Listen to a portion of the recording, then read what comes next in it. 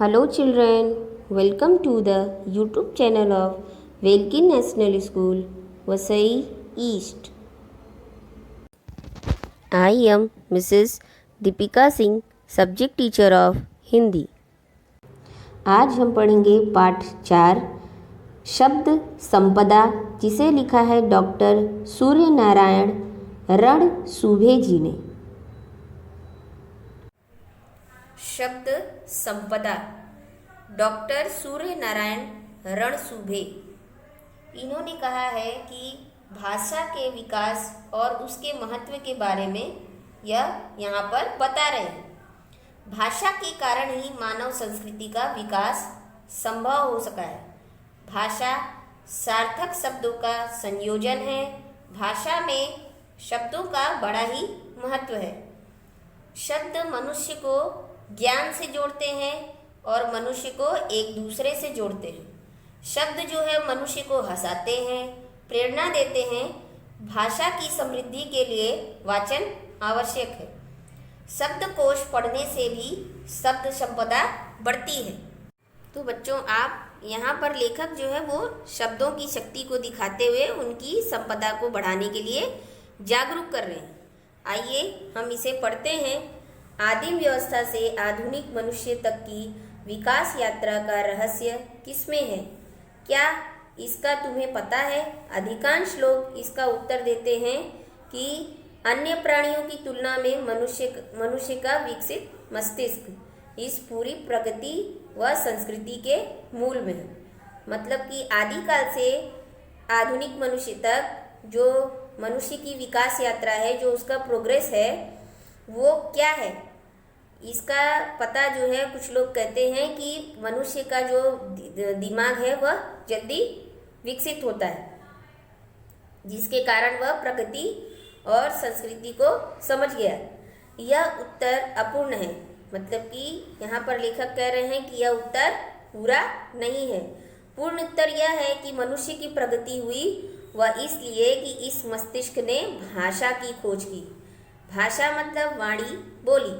भाषा ही सभी प्रगति की जड़ है। मतलब कि हम भाषा के द्वारा ही प्रगति की ओर अग्रसर हुए हैं। दुनिया की सभी ज्ञान शाखाओं का विकास हुआ, जिसका कारण है भाषा। भाषा का अर्थ है सार्थक शब्दों का व्यवस्थित क्रमबद्ध संयोजन।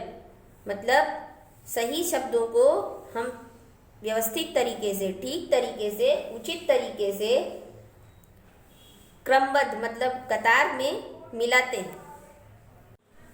शब्दों का यह संसार बड़ा विचित्र है। शब्दों की ताकत की ओर हमारा ध्यान कभी नहीं जाता। शब्द ही मनुष्य को ज्ञान से जोड़ते हैं।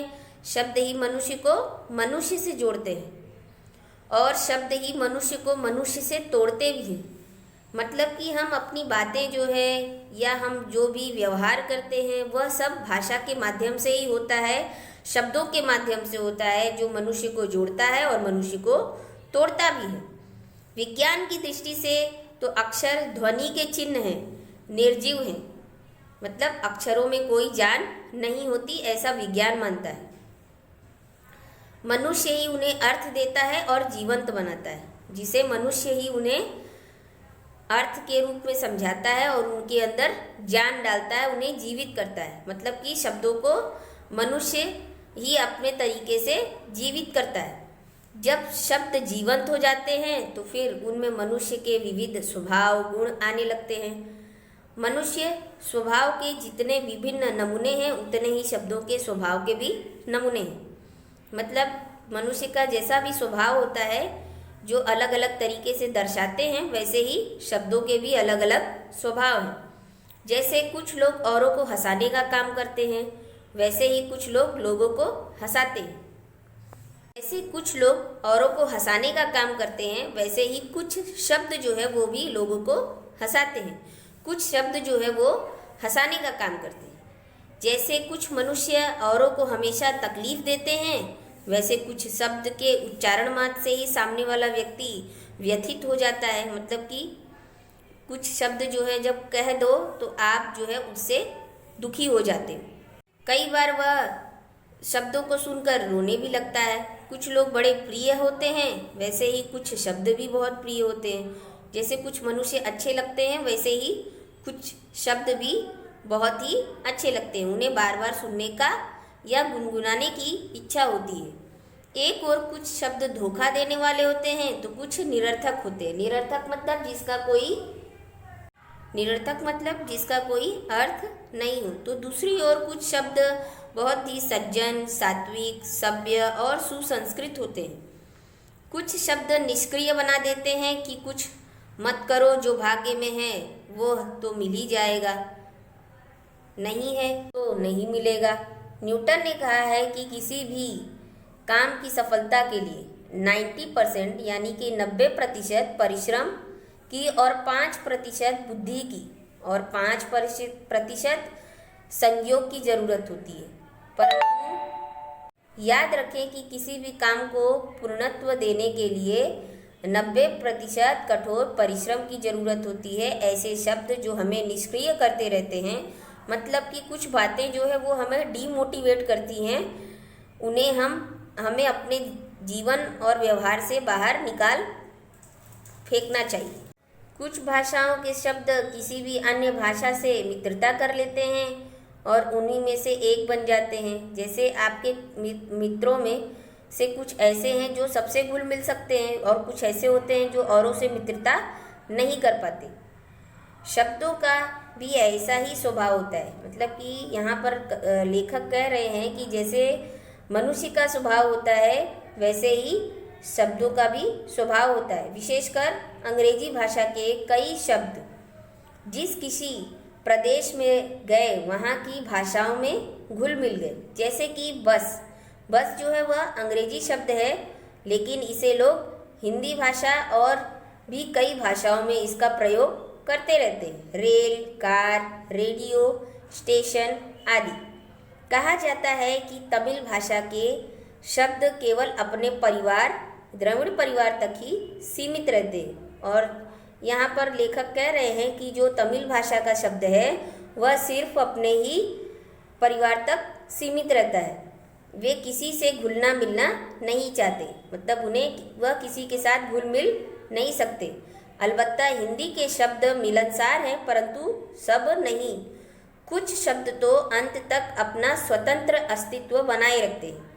अपने मूल रूप में ही वे अन्य स्थानों पर जाते हैं। कुछ शब्द अन्य भाषा के साथ इस प्रकार जुड़ जाते हैं कि उनका स्वतंत्र रूप भी खत्म सा हो जाता है। हिंदी में कुछ शब्द ऐसे भी पाए जाते हैं जो दो भिन्न भाषाओं, मतलब जो अलग भाषाओं के शब्दों के मेल से बना है। अब वे शब्द हिंदी के ही बने हैं। जैसे हिंदी संस्कृत से वर्षगांठ, मांगपत्र, हिंदी अरबी फारसी से थानेदार, किताब घर, अंग्रेजी संस्कृत से रेल यात्री, रेडियो तरंग आदि शब्द बने हैं। हमारे मुख से उच्चरित शब्द हमारे चरित्र, बुद्धिमत्ता, समझ और संस्कारों को दर्शाते हैं। मतलब कि हम जो भी बातें करते हैं या भी जिस भी भाषा का प्रयोग करते हैं वह हमारे बुद्धि की, हमारे समझ को और हमारे संस्कारों को दूसरों के प्रति दर्शाया जाता है। मतलब कि वो बता सकते हैं कि ये किस तरीके का इंसान है। इसलिए शब्दों के उच्चारण के पूर्व हमें सोचना चाहिए। मतलब कि हमें जब भी कोई भी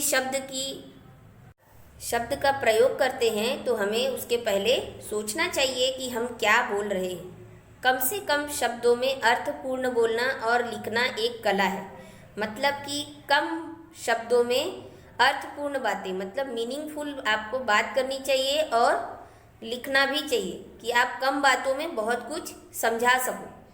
यह कला विविध पुस्तकों के वाचन से, परिश्रम से साध्य हो सकती है।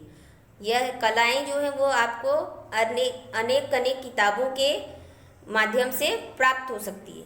मात्र एक गलत शब्द उच्चारण से वर्षों की दोस्ती में दरार भी पड़ सकता है।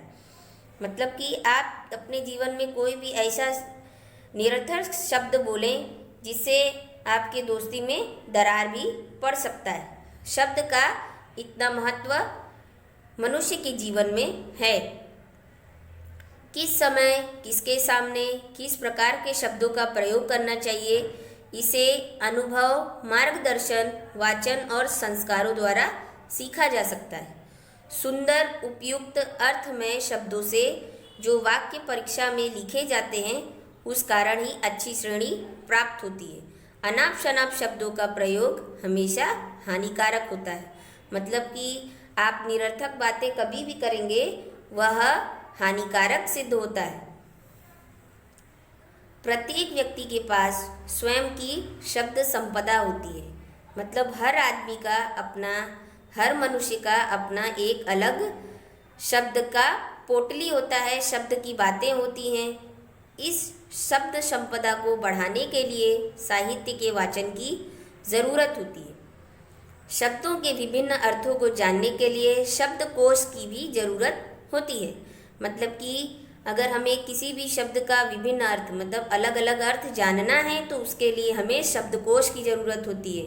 शब्दकोश जिसे हम डिक्शनरी भी कहते हैं। यहाँ पर लेखक कह रहे हैं कि शब्दकोश का एक पन्ना रोज अगर एकाग्रता से मतलब कि एकाग्रचित होके मतलब ध्यान से पढ़ोगे तो शब्द संपदा की शक्ति का पता चल जाएगा कि शब्दों में कितनी शक्ति होती है। तो आप तय करो कि अपनी शब्द संपदा बढ़ानी है तो इसके लिए वाचन संस्कृति को बढ़ाओ। पढ़ना शुरू करो, तुम भी शब्द संपदा के मालिक हो जाओगे। Thanks for watching.